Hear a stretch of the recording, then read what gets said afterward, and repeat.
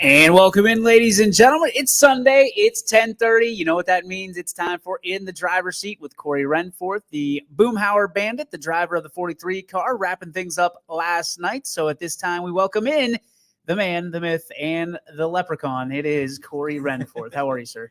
Oh, I'm doing good. A little sore from last night. I was going to say, you're walking in a little weird. Yeah, it was a bumpy ride. Did you get a little banged up? Yeah, I don't know. It was it almost felt like all my damn belts were twisted. I wasn't tight in there. I kept pulling them straps. I was like, I'm as tight as I can get these things. And so go in a turn, I'm like, wait, this is not good. Felt like you were in a car seat. Yeah, but I'm not a car seat. Like a baby. Like one of my kids, though. Yeah. Not safely in there. My dad don't know what the hell he's doing. So yeah, it was a great track for any car but mine, apparently. Yeah, I heard you talking about a tacky track with the weather a little bit. Fast, should have been fast as all hell. Anything should have stuck to it as long as it had tires on it. Yeah. Not my car, apparently. We're going to loose in, tight in the middle, and then loose coming back out. So it's so going in, it wants to do a donut. Yeah. In the middle, it just wants to drive to a wall. And then coming out, it wants to do a donut again. Oh, man. so that's the funnest thing to be out there on the racetrack. God forbid you just drive through and just hold on to it and let it go by itself. No. Got to make it interesting. So I got 4th out of 5 cars, and that's only because I cut Rich Johnson's tire down and knocked him out of the race. I was like, that was you. Yeah, I can't finish last, Rich. Sorry about this. But, So Lightning McQueen was down. Yeah, thanks to me. I mean, there was a puddle and turn in the middle of 3 and 4. And I had gone through it before and went out, and it plowed pretty bad, worse than it was. So, but nobody was there on the outside. So I come through there again, and Rich was on the outside. And I was like, this ain't going to be good. If it does what it did last time, this is not going to be fun. And it did what it did last time. Rich, we kind of went side to side, and he got sideways, and then I just he bounced off me a couple more times. I'm surprised. Like Mark said, my car must be like a tank because it comes through all these things unscathed. Yes. Everybody else is driving into the pits. I'm like, it's probably a perfect car for me if it can just bull and china closet shit and just yeah. I agree with you. Come out the other end thank God it can make up for a lot of bad driving. I think that's so yeah, it's a fun time. So last night was the Halloween race that was postponed from the week before. Yeah, a lot of people out in Halloween costumes that look like. Talk to me about that. That's probably one of the most fun races of the year.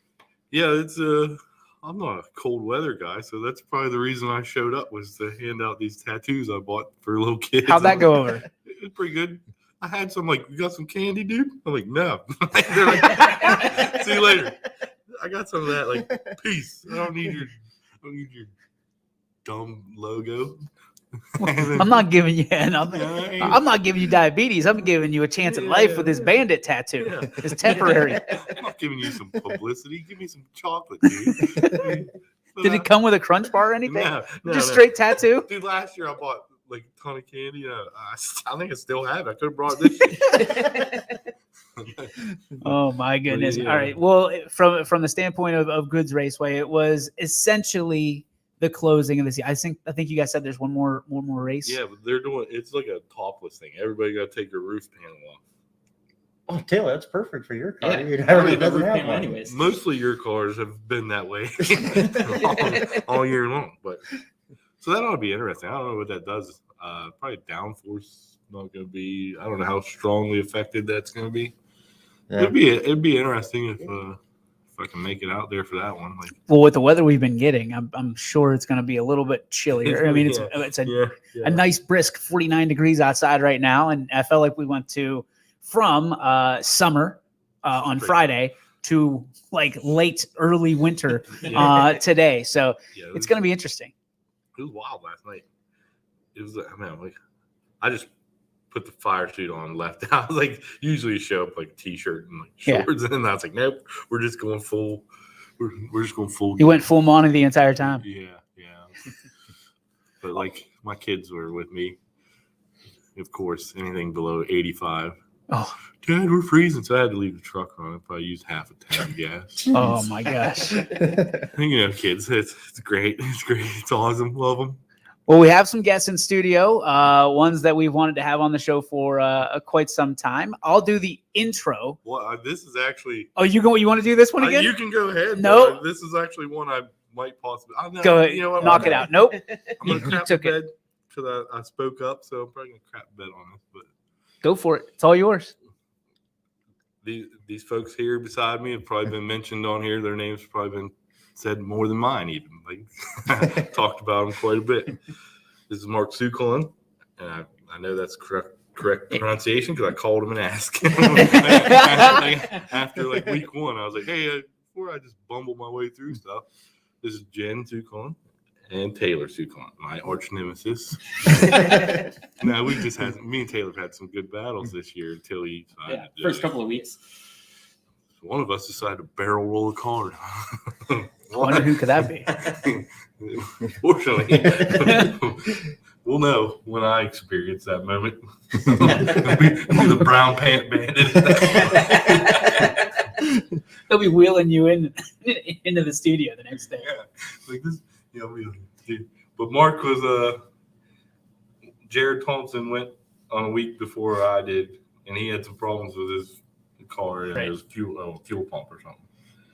And he told me, he's like, hey, he wasn't going to go the next week, and I was going to go. Yeah. And he's like, when you get there, look for Mark Sukon. So I was looking for Mark before he even knew I existed, because then the track got closed down in between those 2 weeks. I never got to go out there. That was 3 years ago. Yeah. 4 years ago. It was closed for 2 years, and then It's closed up last year. Yeah, it was 4 years. 2018 it closed. So, Yeah, so 3 years. So for 2 years before Mark even knew I existed, I was looking for him one weekend. Wow. Because Jared was like, hey, this guy was real nice. Whole crew was real nice. If you need anything when you get out there, just look for him. So I was actually looking for them before they even knew I existed, and that was probably some best advice Jared's ever given me, because these are some great people, and I love them, man. I don't know how good of advice it was. Yeah, but- it's helped me out a lot. We Well, don't Mark, know anything, but we're nice. let's start with you. Talk to me about your journey in racing thus far. When did you start? When did you start falling in love with it, and how's it going now? I fell in love with it right away.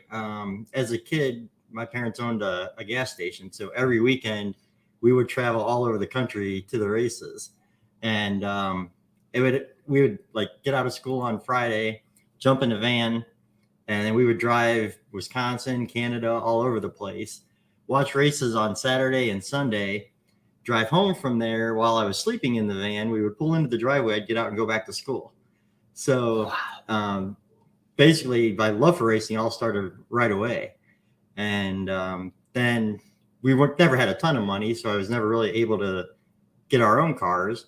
So we ended up, I would help some buddies of mine, and then I would drive their car every now and then. We ran dirt cars at Wayne County and Barberton and Midvale. And so kind of a mixture of dirt and asphalt. So I was helping them. And then we got into go-karts, and I love that. I was terrified when I first went out there, even in a go-kart. And got on there, got down the front stretch. I was like, oh, I'm going to like this. So did that for quite a few years. That was, probably 93 maybe. Oh, wow. 94, somewhere in there. And Did so then, Did you ever race out here in Columbiana? Yes. That Yep. Tharins? Oh, dude, That everybody was- loves that track. we did. We absolutely loved it because we would go there and we would camp out. And my nephew, who was much younger, he was probably, when he was there, he was probably like 18, 19, You know but what he was that a is, great dude? cook. Where is it? Remember Tharins restaurant? Like it was in between, like you're heading out of Columbiana going towards Lisbon on 164. Yeah. There's a restaurant there. And behind that restaurant, there's a pizza shop there too. There's a gas station. Now it's like a flea market. Or something. Oh, yeah. It's like a long red building. Yeah. But behind that was a go-kart track, and everybody I've ever talked to that raced go-karts like, that track was so much fun. It was Aw. small, but it had like every aspect. It had elevation changes. It had sharp turns. It had a couple of little sweeping turns and little It's a tiny driver's pits. track. Yeah, and they would everybody loved it because they would let you go out there and you could practice all day long for like $2. Oh, wow. You pay $2 at the store, you go back there and you could just run as much as you It wanted. reminds me of Lakefront. Remember the batting cages at Lakefront? Like you put in 2 quarters and you could just hit all day because Yeah. they get jammed. Yeah, but like everybody that there's that little restaurant there in the restaurant. So imagine, heck, if you were there, you just go get some food. Yeah. Well, we took our own. I mean, we would sit there and cook out and that's cool. spend the day there. But I've run into a lot of people that, I mean, from different parts, like not real close to Columbia, or like there used to be a go-kart track I used to run. I'm like, man, what the heck? Like, I never really thought about it. Like, Yeah. I just seen it, and I'd seen a couple go-karts, and they were always like super fast ones, like Mom, I want one of them. She's like, get a life, dude. Like, so, but like, but Mark likes danger to go-kart. Didn't you do some underwater welding or something? Yeah, before we started our own business, I was a commercial diver. So it was everything construction-wise on the surface I did underwater. My welds on the top side suck, but I could weld great underwater. It's only one of the most dangerous jobs in the world. Yeah. But then I got laid off. The company I was working for was out of Maryland, and I got laid off from the whole underwater part back in 2018.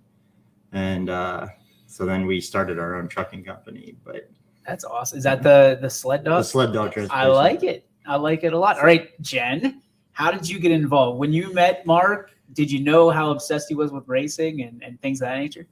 Actually, when we first met, he wasn't as big into it. Like the go-kart racing was kind of a little bit on the downhill slope around here. I started kind of watching like NASCAR and Formula One. I was kind of the only one of like my friends and family at the time. And so I was just watched it on Sundays whenever. And then I finally met him, and I met some friends. I moved to Canton. Some friends we always kind of watched it together, go to a race. And so we were planning on a race in Atlanta. And they're like, just buy 2 tickets. If there's nobody to take it, I'm sure we can find somebody. And I think it was like our second date or something. I'm like, you want to go to a NASCAR race?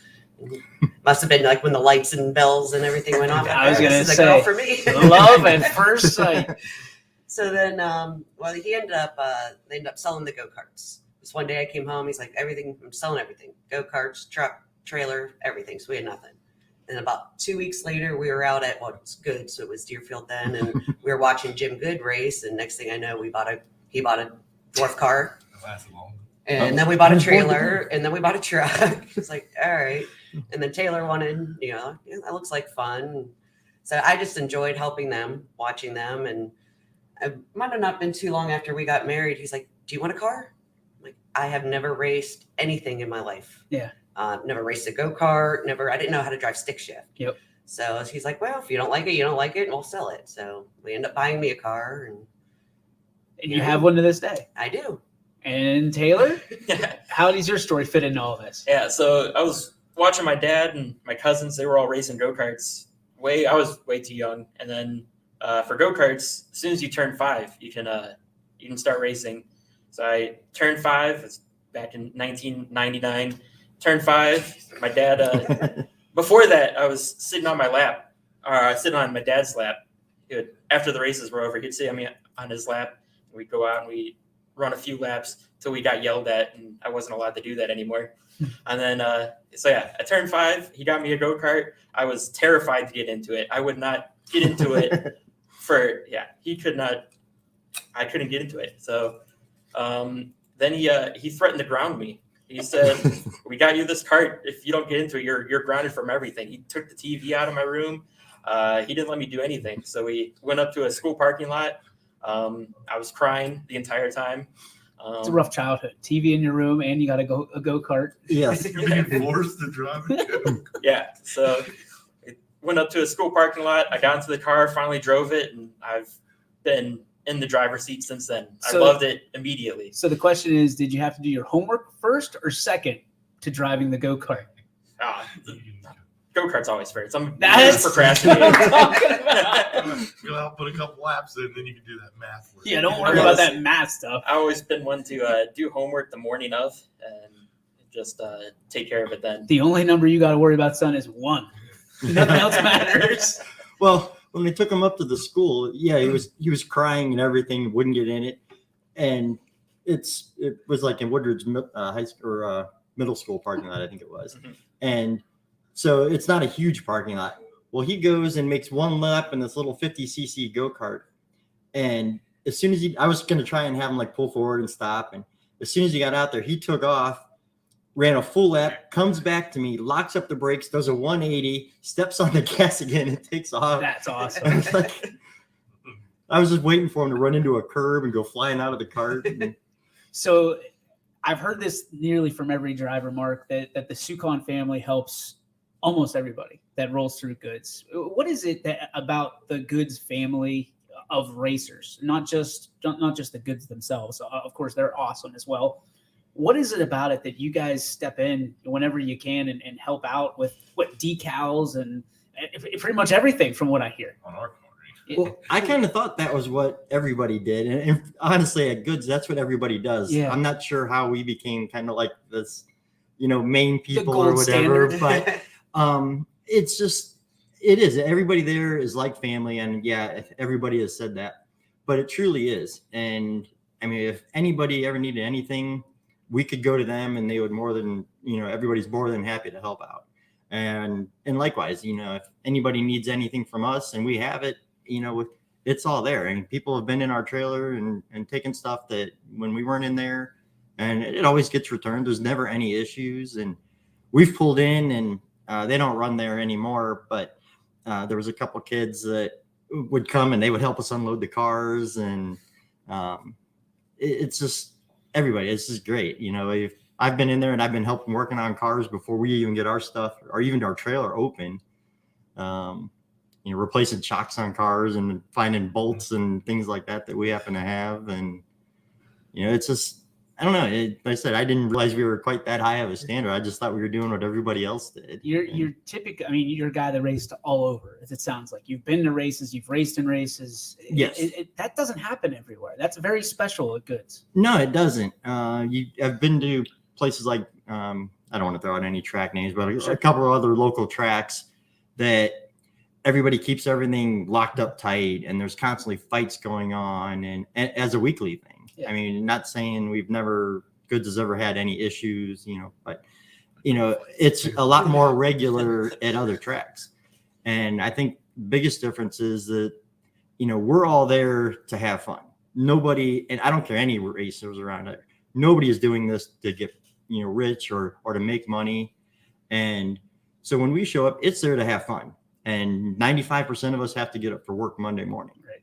So in our class, especially, I absolutely love our class because everybody goes, they will run you clean.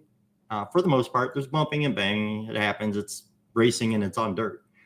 But, if you get into somebody, it's almost like immediately you're thinking before you ever get off the track, well, I got to go over after the race and apologize to them. And I mean, it's happened to us. I've had to do it to people. And, it's, like I said, we're not going to get rich doing it. And even if we win, Steve Mix isn't driving around in a $500,000 toter home and stacker, even though he won almost every week, and I was trying to talk to him and he said he couldn't run last week because he had to go to work. Well, obviously he's not making it, rich from racing. So that's how it goes.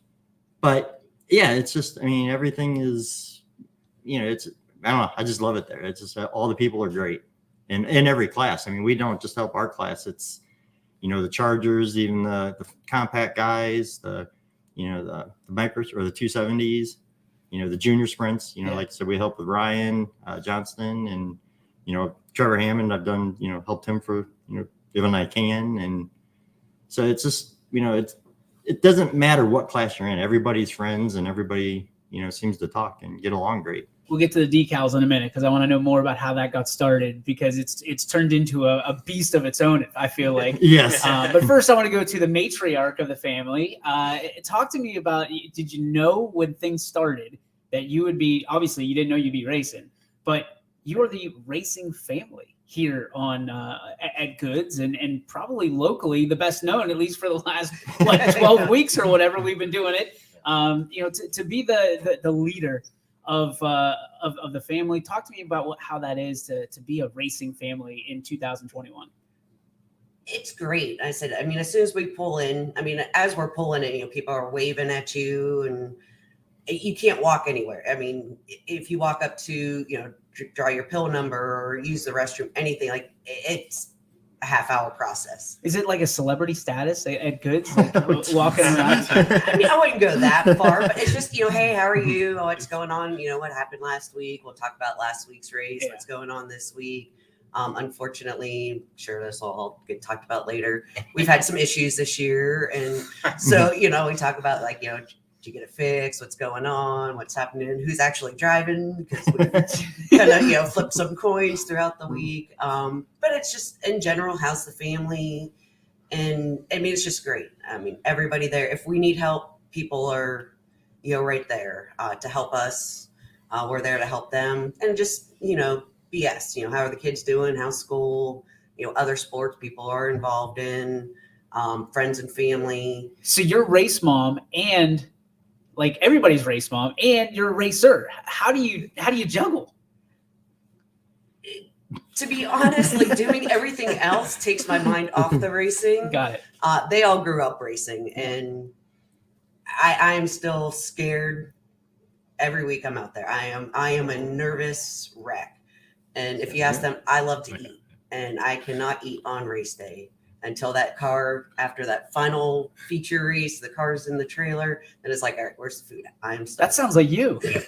A lot like you. I'm saying I think that's all of us. I mean, most people. Yeah. when they pull in, there are things like, "Where's this dipshit in a cowboy hat? Something's not working right on his car." He's like, I'm like, "Oh, there they are." I need some help. Hey, Mark, don't get unloaded real quick. I got the problems back here. I don't know much about the cars. I'm learning. Like I said, I've been out in the garage with him. I'm like, I don't know if I'm helping you out here or if I'm kind of hindering the process. But Yeah. be like, well, what's this? That doesn't look quite right there. And he'll explain it to me and all that. So I'm still learning on that side. But at least at the track, I'm an extra pair of hands, or just to hold the flashlight or run and get tools. Going to be the little gopher girl or whatever. But I said, we've had a lot of people help us, do some setups and get the cars on the trailer when they've been flipped upside down a few times. The next question I have, you said that things haven't gone quite your way this year. Mark, elaborate. I think Taylor should elaborate. He's the one that started it all. Taylor, I was the first dominant? one. So yeah, it felt like it was going to be a good season. And then it was like mid-June, so a full month into it. I went out. I was feeling real good on the track, and took a corner a little bit too wide, hit a wall with my back tire. I've seen 100 people hit this wall at the same point, and they just bounce off of it. I drove up the side of it, barrel rolled 5 or 6 times down the backstretch.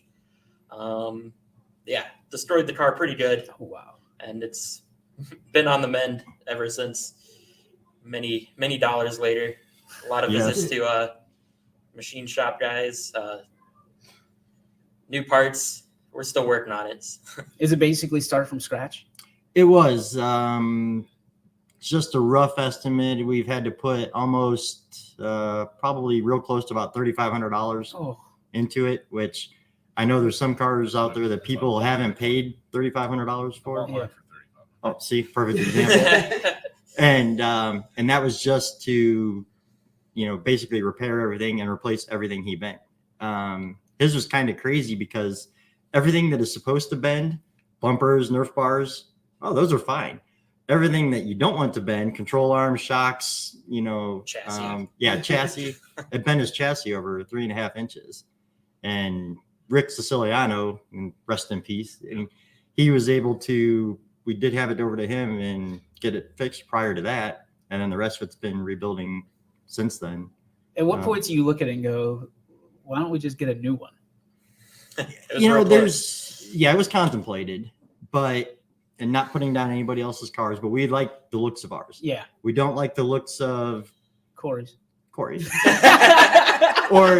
and they're very style. popular around here. Yeah. The truck bodies, the mod light ones cut down, the dwarf cars, it's not that they look horrible. I mean, but we like the traditional dwarf car look, the older 30s and 40s Chevys and Fords. Yeah. And, Called mine the family wagon. yeah, he had the It's family only, truckster. When you hear that stuff, not the fact that everybody hates your car, but I think it's more. I think they like the car. The driver, they're not so sold on. I think it's the other way around. I think Yeah, they like the driver. I really like the car now. yeah. Oh, this dude, he makes that car green, and then he's like, and I go over to pick it up. He's like, green's like bad luck for race cars. Dude, that could have been brought to my attention yesterday. Who picked green? You? Yeah. I sent him like a picture of a die cast, like the old Skull Bandit car. Yep. He's like, oh, that's pretty simple. I go, this ain't too bad. It's just a green stripe, really. So how did the decals start? I would say that you're probably the gist of almost all the cars with the decals. No, not all of them, because I just don't have time for it. How did that start? When we first started racing go-karts, we went to get a set of numbers, and the guy was like, oh yeah, it's going to be like $75. I'm like, $75 for, basically 4 numbers and, our names to put on. Yeah. And I'm like, that's crazy. And then whenever, go-karts, they get tore up a lot, so you're having to replace them a lot. Mm-hmm. And then we had 2 of them. So, all right, now we're at $150 every time we need to redo them.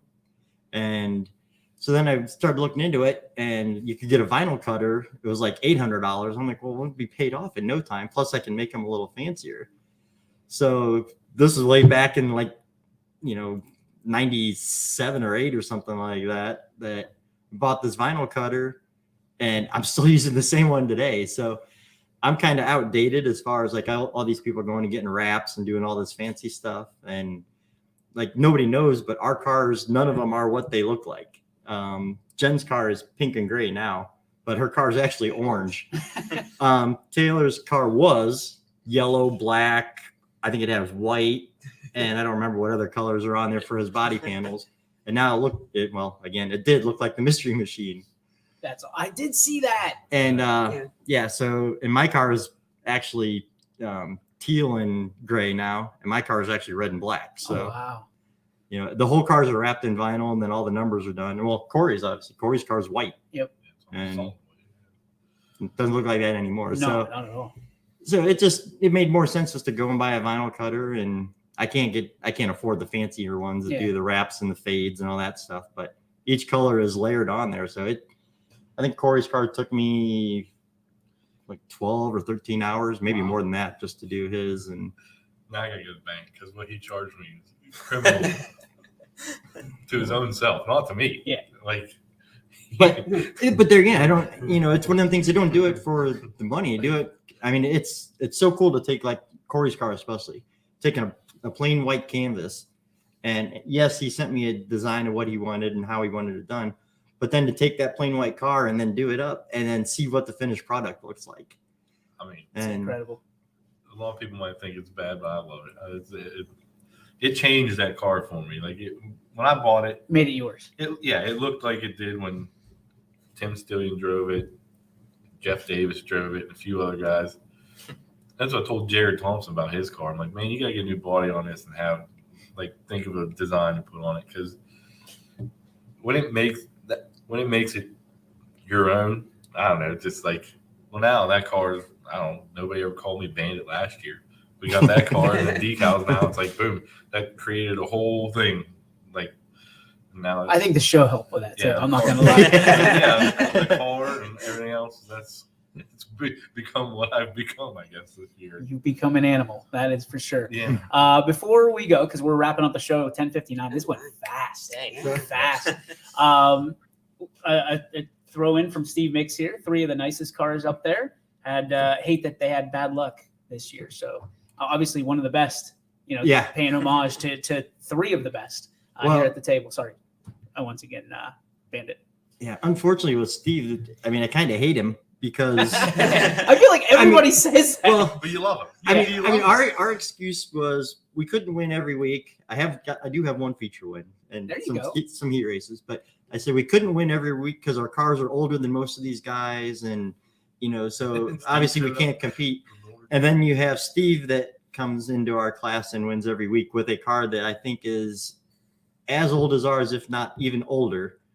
And so now I don't have that excuse anymore. So, any final thoughts, Mr. Renforth? I just want to thank you guys for showing up here, and I want to thank you guys for everything you've done for me. I mean, you never had to do a dang thing for me. but you always were willing to help me out, and it's been great. I'm sure everybody out at Goods feels the same way about you guys. Like I said, I couldn't think more highly of people than I do of you. And Thank you. I mean, So you've been all right. I've been waiting for this show for a while, since the beginning. Like I wanted to save what I said. I'm saving the best for last. So like, it's been great.